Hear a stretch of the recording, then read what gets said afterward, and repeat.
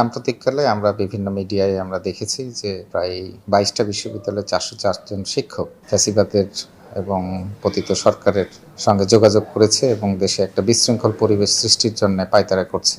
এটি আমাদের নজরে এসেছে কর্তৃপক্ষের। আমরা দ্রুত পদক্ষেপ নিয়েছি। আমরা কিছু লিস্ট পেয়েছি, রাজশাহী বিশ্ববিদ্যালয়ের ৪২ জন শিক্ষকের লিস্ট পেয়েছি, কিন্তু প্রাথমিকভাবে আমরা যে দেখেছি তাতে মনে হয়েছে যে না, রাজশাহী ইউনিভার্সিটির যে লিস্টটা দেওয়া হয়েছে সেখানেও কিছু স্বচ্ছতার অভাব আছে। কিছু শিক্ষকের নাম তো অবশ্যই আছে, কিন্তু কিছু শিক্ষক দেখেছি ওই নামে রাজশাহী বিশ্ববিদ্যালয়ের শিক্ষকই নাই। এই জন্য আমরা ইমিডিয়েট একটা ফ্যাক্টস ফাইন্ডিং কমিটি গঠন করেছি।